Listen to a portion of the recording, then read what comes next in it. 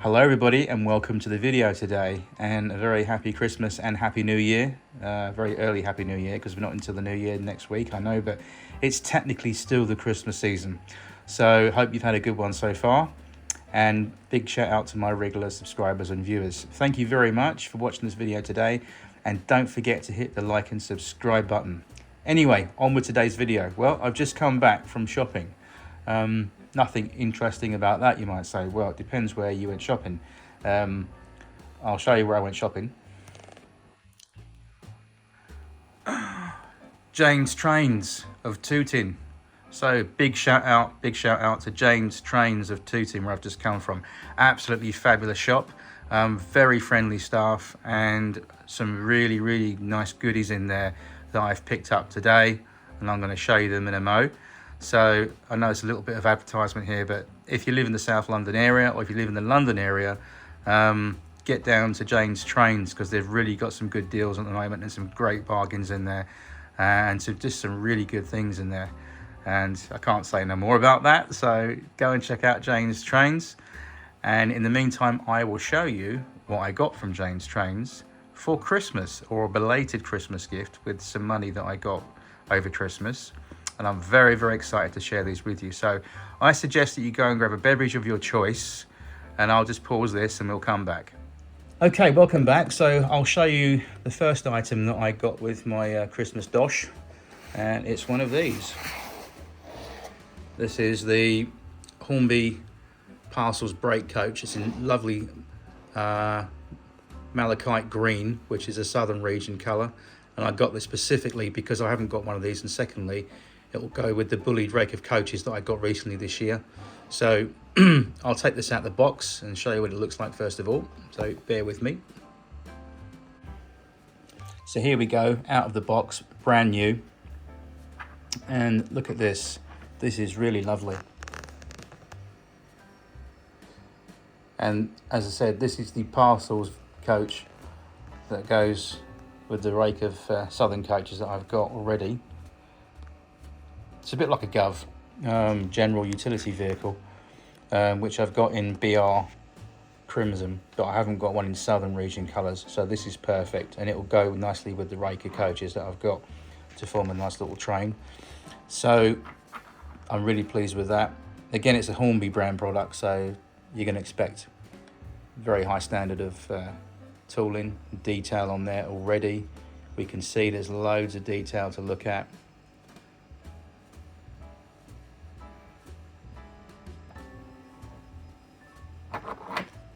That's lovely. It's brand new as well, so there's not a scuff on that, he says, so far. But very pleased with that. That's lovely. And I actually wanted one of these, so that will go really wonderfully in my collection.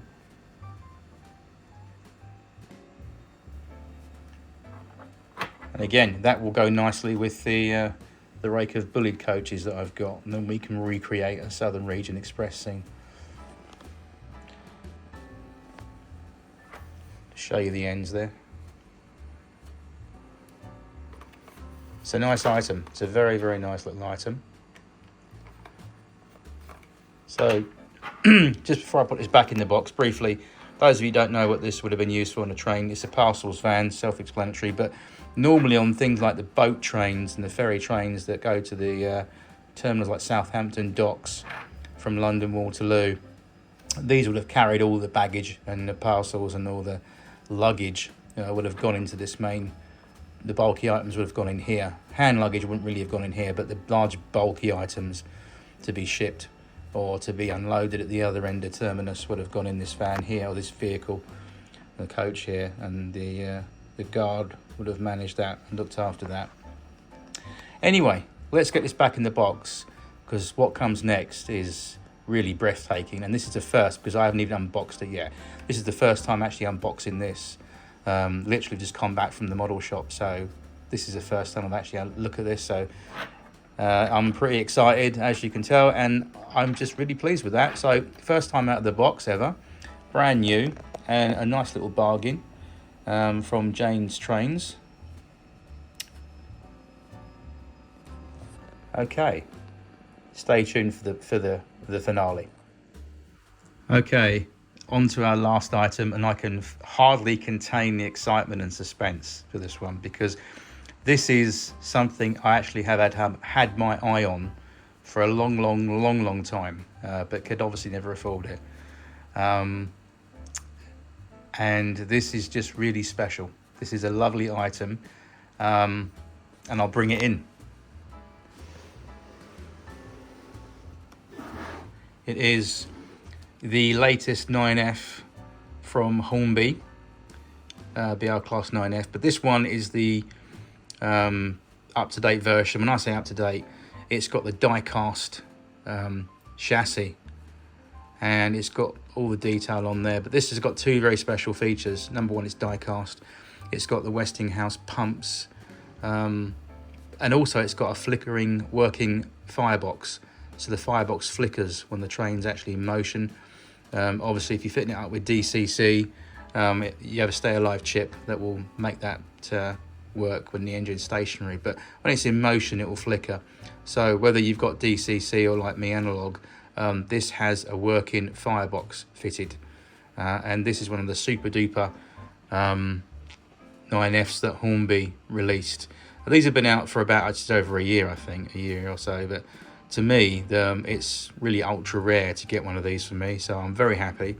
I envied everybody when these first came out. I thought, oh wow, I would love one of those. Why did I choose the 9F? Well, for some reason, I just love the 9Fs. They're a really handsome, very powerful looking machine. And I've got a couple, as you know. I've got the railroad version when it first came out, which I weathered. I've got a Bachmann version that came weathered. I've got the Evening Star, which came with the Evening Star set, and now this one. So yeah, I definitely like 9Fs. As you can see, we'll get this out of the box in a minute, but look at this box. I've never seen a box for a locomotive as big as this. It's absolutely huge. It's massive. Normally, you know, they're in a sort of standard, where is it? They're sort of a bit like this, a little bit bigger, but they're sort of that standard size. But I mean, that is really impressive. And I think the reason why, when I look at this in a minute, when we get it out of the box in a minute, it might become clear, but I think this is really very, very, very well packaged because of how much detail and how expensive the thing is. Obviously, they've really gone to town with the packaging and the product. And it's a collectible limited edition as well. These are quite collectible. So again, thank you to Jane's Trains, but also thank you to my Secret Santa as well. So I'm well pleased with that. So anyway, let's take this out of the box, shall we? Let's have a look. Okay, so we haven't actually removed it yet, but I'm just, as I said, I was absolutely spot on. Look at the amount of packaging. Nice big chunky piece of foam in there, and it's all protected in there like that. Okay, so I'll just remove this completely and then we'll have a good old look at it. Okay, so stand by. Okay, are we ready? This is truly spectacular. I am in absolute awe of this machine. Look at this. Look at that.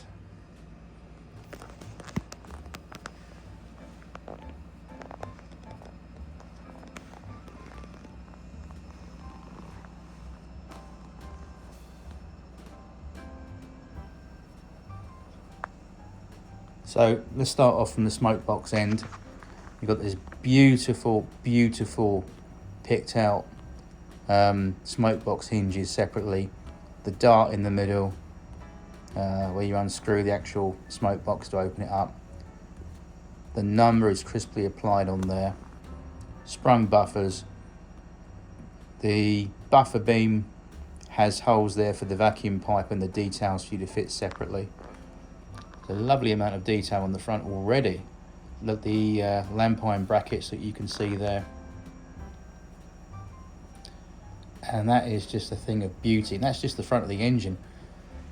If we bring the camera in, just stop above the chimney there. So the first thing you'll notice about this, if you're familiar or not with 9F locomotives in real life, you had two variations, well, three variations actually, because you have the crusty boiler, which I've got, which I forgot to mention actually. I've actually got another 9F, which I actually forgot to mention. So I've got the Evening Star, I've got the Hornby Railroad version, which I weathered myself, that's 2. I've got the Bachmann weathered version, double chimney, which is the 3rd. The 4th, I've got the 9F very ultra rare crusty boiler version, and this is number 5 9F now with the single chimney. And look at this lovely cast chimney on top. Look at the profile of that chimney lip, the rivet detail on the smoke box end of the loco, the rivets on the smoke deflectors, the handrails, the overhead line warning flash signs on there.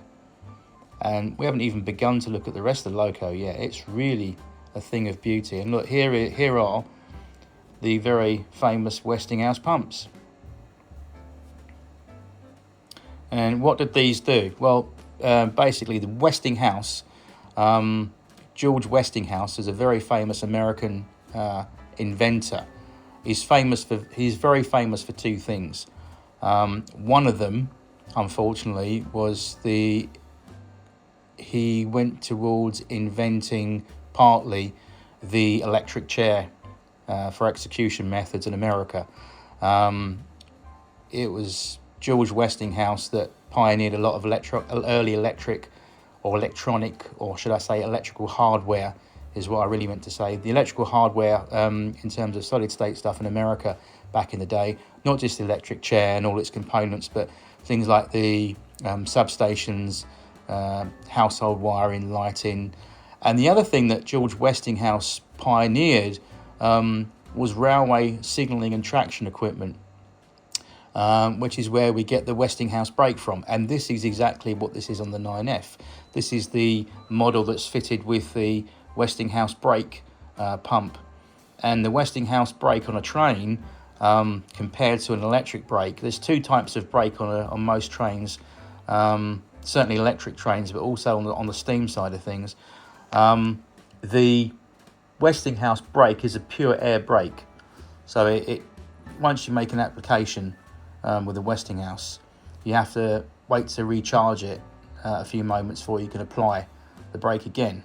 Whereas with a normal steam brake or an electric train, I'm more used to dealing with electric trains in real life. So the Westinghouse, for example, on the underground, on a tube train, you had the Westinghouse brake, and then you had what was known as the EP, the electropneumatic brake, which is basically, as it says, it's an electrical fed brake via a series of different electrical poppet valves that open and close the brake valves via electrical contacts, whereas the Westinghouse, it purely relies on air. So once you make a blow with the Westinghouse, certainly on underground trains, it does stop the train much more rapidly and quickly, but you've got to quickly recharge it to reapply it. So this is the Westinghouse pump on a steam loco. It's an air brake that has a lot of oomph to it, basically. And this is the pump, part of the pump system that operates that. I'm not going to go into too much technical detail to bore you with it. But on the model form, it's very, very, very accurate. Obviously, you wouldn't expect nothing else. It's very well modelled, and this is the version that comes with the Westinghouse pumps. The other version of this particular locomotive you can get without the Westinghouse pumps, but I wanted the guy said in Jane's Trains, the chap said to me, do you want the version with Westinghouse pumps or the ones without? And I said Westinghouse pumps, because it's got to be done, because I haven't got a 9F with Westinghouse pumps, so obviously. But look at these lovely cylinder blocks here, beautiful. And look at that, look at all the separate pipe work coming in and out of that onto the linkage, onto the crosshead there, the reversing link, expansion link should I say, all the pistons and running gear, com rods, everything. And obviously this is a 210 arrangement. You've got 2 wheels either side, one each side, and then you've got 5 big driving wheels either side, 5 on that side, 5 on the other, and then obviously nothing under the cab. The reason, I'm not sure if I mentioned this before, but for those of you that don't know why these 9F locomotives in real life are very, very successful and extremely fast, is because they were designed originally by British Railways as purely a freight engine to haul the very heavy and long freight trains across Britain. And they did a little experiment when they first came out. And they tried them on passenger trains to see exactly what they were like and what they could do. And they absolutely caned it. They absolutely outmatched any locomotive on that service in terms of passenger fast expresses. They really were very, very fast engines. Very, very powerful, extremely reliable, very fast. So the reason they had that success story is because of these little driving wheels, and the model form catches them really well. But on the full-size 9F, they found that by Riddles, who was the chap that designed the 9F locomotive, Riddles basically thought about reducing the size of the drive wheels, unlike, for example, an A4 or other big Pacific engines with the big driving wheels. They reduced the size of the driving wheels and found they could get more adhesion and faster traction by reducing the wheel ratio, which was all very clever. These also had a nickname when they first came out. A lot of the loco crews called them spaceships because of their futuristic design. Because if we look at that shot there with the camera, we can see daylight through the other side of that shot, because there was a big gap between the wheel set chassis and the running plate, which sits above the actual wheel frame. So they were called spaceships in the day. There might be another reason why, I don't know. These came out in about 1959, by the way. So they were the last steam locomotives to be designed by British Railways. And it's very sad because they only lasted a couple of years and then they were all withdrawn and cut up. There's a good couple of examples out in preservation now, by the way, so that's good, if you don't know. But yeah, looking along this locomotive, so I'll shut up now, waffling, see, I'll get started already. Anyway, digressing as we do, moving along. If we look at the running plate, which is the space here that runs along the side of the boiler, there's some nice detail there. Bringing the camera up, on top there, we've got a lovely bit of detail on the dome there, little rivets picking out there. We've got these nice washout plugs there, and up that end is the washout plugs as well. All this separately fitted detailing and pipe work and handrails there. We've got the whistle, which is there. The safety valves, beautiful. And that lovely, I'll keep going back to this chimney. I'm actually obsessed with this chimney. It's lovely. Look at it. It's just really, really, you can almost hear that chimney working almost. It's lovely. It's a lovely thing. And what I'm surprised about is, but actually not surprised, but now I thought, I think I mentioned that it's die cast. I thought the chassis was die cast. No. The whole thing is die cast. All this is die cast. And that's why it's so expensive. Because it's actually, if we look at die cast model railway products now, they're starting to come back in fashion because of the old days of, for example, Hornby 003 rail and companies like Wren model railways who took over Hornby 00 when they went out of business. They took over the mouldings and reproduced in 2 rail 00 scale locos, die cast. And there's something about a die cast loco. They just not only look nicer, but it actually feels like you've got a real model train in front of you. Nothing wrong with plastic. Very, very high quality plastic that Hornby produce. Other manufacturers like Bachmann, V-Trains, Helgen, all that stuff. But it's really good, and I like this. So yeah, as you can see, we'll go along the bodywork there, as I mentioned, and it's just lovely. So this is the first die-cast model I actually own now of an 9F. Look at the tender. Let's look at the tender just for a second. So you've got these Timken oil caps, which are the yellow capped little things on the end of the axle boxes. There were the Timken oil bearers that you you'll put the lubrication oil in real life. But look at the way the light is catching the rivet detail there, and the beautiful crisply applied British Railways line and wheel emblem on the tender there, and that is lovely. We'll take the camera around the back a little bit like that, and you can see there's some nice detail on the back there. Look at that. So again, we've got sprung buffers, a NEM pocket coupling, which is standard, a ladder with the handrails, the shed plate on there, or the builder's plate normally. Again, some nice detail, some relief detail, lampine brackets, steps. And we go up there and we've got the water cap. That looks like you could unhinge. That's how much detail you could see with the eye there. It's got rivet detail on top there.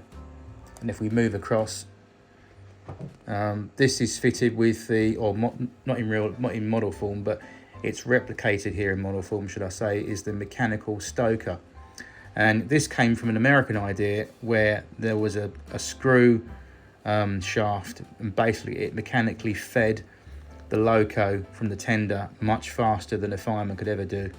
So that was a mechanical device that really came into its own with these particular class of locos, the 9Fs. Obviously stoking the fire a lot more faster and rapidly. Obviously more heat after a while produces more steam. And the interesting thing about, just to want to say this really quickly about coal, everybody seems to have this sort of idea that coal, that when it's shoveled into a firebox, burns instantly. It doesn't. It takes about 10-15 minutes for all the carbons inside the actual coal itself as a fuel to the gases to be ignited and released and to produce the heat. So the idea is the poor fireman has got to prepare how many shovels full of coal he's got to put in that in preparation, anticipation for a bank that the loco's got to climb, what type of train is being hauled. So he's got to think about how many shovels he's got to put on before the onset of that bank. So obviously he's working hard normally. A lot of coal is being moved from the tender to the firebox, normally on a steam engine. But with this particular design they came up with, they pinched it off the Americans by putting a mechanical stoker on there. So a little bit of useless information, I'm sure. But there we go. If we look at the tender, we've got some lovely detail there. We've got the side cab doors, some lovely relief detail there. The handbrake screws picked out in red, some nice detail there. And these vents on top of the cab roof actually open and close manually, so you can set those, which is nice. The glazing for the cab is beautiful, very lovely. And moving on to the footplate, if I can try and get this to turn around just slightly without damaging anything. I'm so scared to move this, I really am. I'll try and bring that in at that level. There is some detail on there, if I can try and bring that in with the camera. And there is. That's lovely. Look at that. Oh, and they've actually got the right colour for the cab as well. That cream colour for the interior of the cab. There's some seats there. And there's some nice detail picked out in there. I can't go in too much, I'll try, but yeah, you can just about make that out in there. But there is detail I can see from my end. It's a very detailed thing. You really get your bang for your buck with this. It really is lovely. Beautiful. So I'm very carefully going to just put this carefully underneath so we can see what's going on out of your interest. If I lay it like that, and we can see underneath there, pretty standard from Hornby, obviously with the pickup spin on most of the wheels there, I would imagine. Moving it along. And yep, you've got a plug and play connection between the tender and the locomotive for tender pickups going across point work and stuff like that. And as you can see from that shot there, there's quite a lot of pipe work detail underneath as well, so be very careful when you do things like this and you're bringing over. So I'm just actually going to very carefully just roll it back over like that. That's better. But oh, look at that machine in all its glory. Look at that. That is a very tasty looking 9F. And again, this is all die cast. The tender is plastic. So this is actually all plastic. But the actual loco from cab to smoke box is all die cast. Body, running plate, everything on it is die cast. So it's extremely heavy. So you know, if you've got a very large model railway, if you're lucky enough to have a sort of a 30-foot plus setup, you put a long rake of wagons or coaches behind this. This will pull 13 coaches, I'd imagine, no problem at all. Okay, before we finish up this video, I'm going to show you the little accessory pack that you get with it, and I'll bring this into shot now. So this is nice. Obviously you get the brake rod rigging there, you get the front coupling, a set of drain cock pipes there, but look at this, this is a first. You get a fireman and a loco driver, which are all pre-painted. Look at that, isn't that nice? That's a nice touch from Hornby. So there's the footplate crew, all painted, all ready to apply yourself. We've got drain cock pipes in there. We've got some cylinder and vacuum pipe detail there, some items to fit on the front. There's some steps there to go on the front there as well, I can see. It's all in this little goodie pack here. So these I'll probably will test fit and apply at some stage, but at the moment I am just in sheer awe of this beautiful black beast. Look at this, fantastic. So you can guarantee this will be a lovely video to do in the future on the layout, getting this underway and getting it prepared for service. I love the fact the coal profile in there is nice, because most of my tender engines, you've noticed on my videos, the tender's quite filled up with real coal. This I am going to completely leave as it is, because I think that's nice as it is. Anyway, that's me. That is my Christmas little goodies that I got. I hope you enjoyed that one. I know there's loads of people on YouTube that have reviewed one of these, and I'm sure their videos may be better than mine. If it is, wonderful. But this is my take on it. Excuse the pun, but I am very chuffed. Happy chappy. Looking forward to getting this running. But the first thing I'm going to do before we get this running on the layout in another video, as per real life practice, I will go around and lubricate and oil all of the bearings and con rods on this to make sure it's lubricated well enough and ready to go. And of course we'll fit the footplate crew as well. So hopefully we'll get this in steam in the next video. So until then, take care, season's greetings, and a very happy new year. And I'll see you soon. Take care.